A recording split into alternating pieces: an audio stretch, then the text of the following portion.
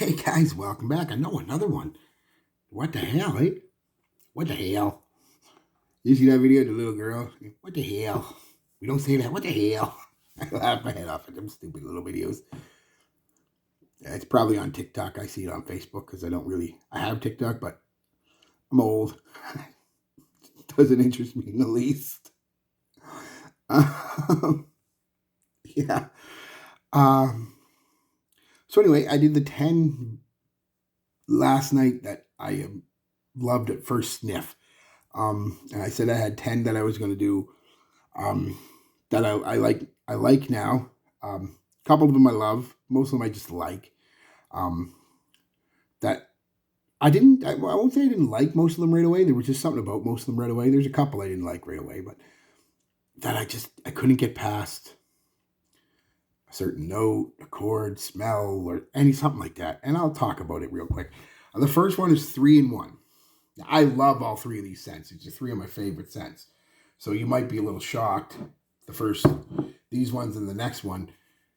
As to, wow, I thought you loved them. I do. I love them. It's the Replica series. This is Whispers in the Library, Jazz Club. Just three of them I grabbed by the fireplace. The reason I didn't like them at first, with the exception of really by the fireplace, and even that to a certain degree, these two here did not smell. Like when I sprayed Whispers in the Library, I expected smell like a library. No. When I spray Jazz Club, I expect to smell like a pub or a club or no. It took me a while to really come around to the fact that they are artistic interpretations. When I sprayed this, I thought it was going to be nothing but smoke and woods and booze and maybe even a little piss. If you've ever been in a pub. But no, it's got some smoke, some woods, some leather, things like that, but it's, again, an interpretation. The same with Whispers in the Library. I sprayed this, it was mostly vanilla, and I'm like this. But I've only been in one really old library, and when I really thought about it, it did have a bit of a sweet smell. This is lacking. The one thing this is lacking that would make it really library-like is a musky smell. A musty smell, not a musky smell. You know, that smell of old books and wood that have just, they don't even have to be getting wet just through years and decades and centuries of weather changes and humidity. They pick up a musty smell. And this one does smell like, but I expected, I guess what I expected from this was like a fireplace, which you do get smoky wood, but it's a lot of vanilla again. It's more like roasting marshmallows by a fireplace. So once I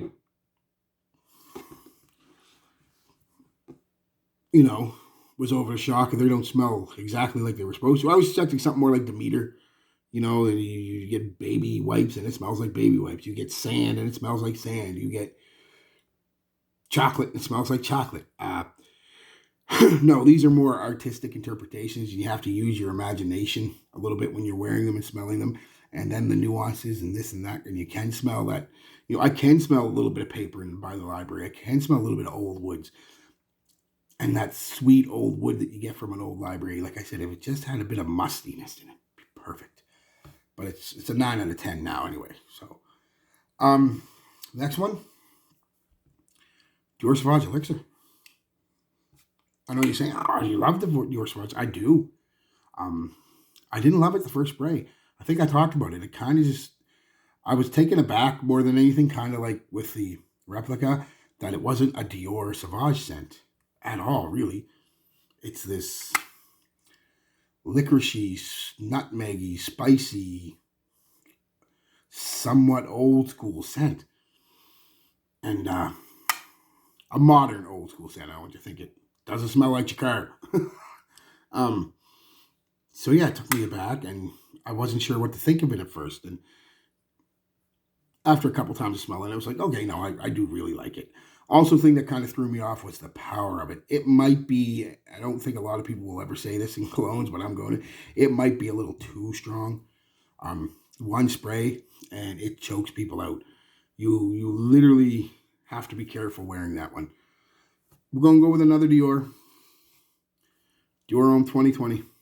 Again, it was more of I sprayed it. It wasn't Dior Homme. There's no iris. There's no anything Dior Homme that made Dior Homme, Dior Homme Intense, Dior Homme Perfect, anything Dior Homme. It would not miss. And I actually didn't even really like the scent so much. It was kind of just like, okay. But after wearing it in that Isoe Super in the woods and a bit of greenness, it's actually a very nice scent. Grew on me very quick. Another one that grew on me quick, Supremacy Off Non-Incense. I've worn it 3 or 4 times. My initial blast, and I still maintain this, that oregano just hit me in the face. And the first time or two I wore it, it was just like, oh man. But as I wore it, I started to, again, pick up on the nuances. And this is the incense and the vanilla in it is beautiful. And the oregano, I'm even slowly starting to like that in it. Would I say it's my favorite? Would I like it to be getting rid of? Absolutely not, actually. I think it adds to it. It's actually a lot better than my initial impression of it was. Next, the Lattafa, one of the Lattafas. Lattafa Anna Abidal Rouge, supposed to be a dupe of Baccarat Rouge 540. I still maintain that it's very sweet. Still leading slightly feminine, not as feminine as I originally thought. That was my biggest thing with it, is it just smelled, to my nose, and somewhat still, but not as much, as like a teenage girl's fragrance.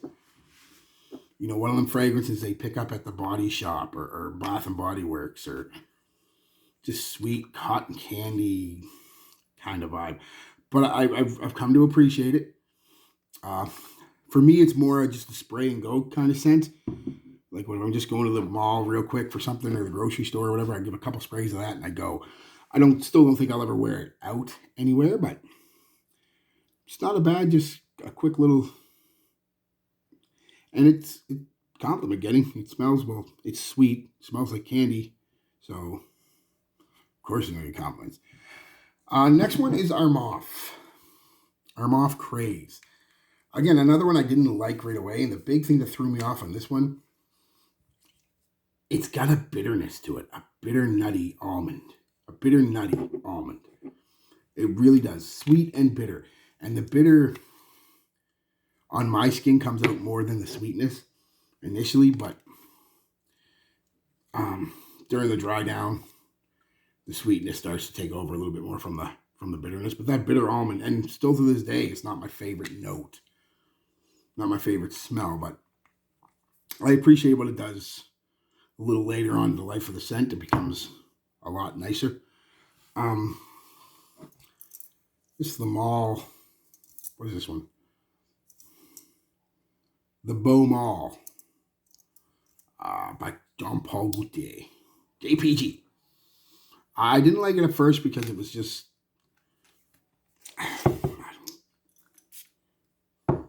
yeah, it's got this citrus and white floral vibe that I didn't like at first. Smelled feminine again. But as I wore it and I've worn it a little bit, you can see for me, that's a lot. And yeah, it develops on my skin over an hour or so to become a very nice, light, citrusy floral scent. Yeah, still a little off-putting up front, but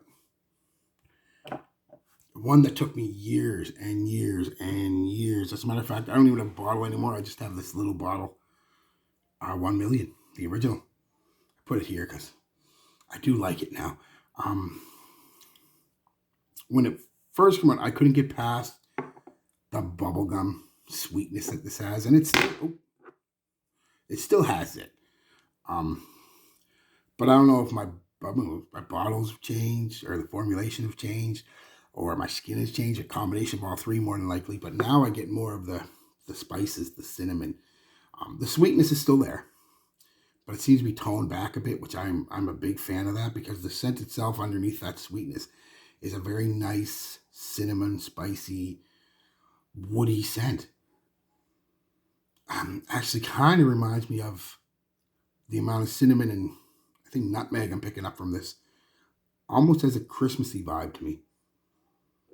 And I really like it. It's a lot better now than it ever was on me. Calvin Klein, Eternity Intense. I didn't like this one at first because it was so effing. The lavender in it was a sharp, needle-like lavender with its, again, a sharp green note. And it's like they intensified the lavender and the green notes from the original. Well, intense, I guess, makes sense. But again, after about 15 or 20 minutes, that dries down. The sharpness, well, still a slightly sharp scent, and you guys know what I mean by that. It's not as abrasive, and nice masculine type fougere scent. And the last one, believe it or not, is Aramis and Devon Country by Aramis. I didn't like this one at first because it really stunk to me. It smelled like pee, like somebody pissed on hay. No joke. And while I still get a hint of that, again, I don't know if it's my skin or my bottles marinated long enough that pissy hay vibe, while still there for a little bit, to my nose anyway, goes away pretty quick, and you're left with this, well, a hay, earthy, hay, vetiver green kind of vibe with a nice vanilla in the base, surprisingly. Turns into a nice, classy, gentleman-like scent. If you put this in a, let's say, I don't know, Creed came out with this, or By Killian, or one of them big niche brands, Perfumes and Marley, people would lap it up because it's different and doesn't smell bad. Especially that dry down with that vetiver, grassy vetiver and vanilla. Really nice vanilla too. Really natural smelling vanilla in it. Not overly sweet. So yeah, that's just 10 that had to grow on me. I didn't like initially, but I like now. Again, a couple of my loves: Sauvage Dior Elixir, the Replica series I love, Dior Homme 2020. I don't love it, but I like it a good amount. 1 Million I'm starting to love. The Aramis I'm starting to love. And the other ones, they're okay. I like them. The Afnan, it's in the middle right now. If I can get past that oregano at first a little more, then I love it. But right now, it's just kind of in the middle. So that's all right, guys. So that's it. So yeah, 10 that I've warmed up to. Peace, love, be good to each other.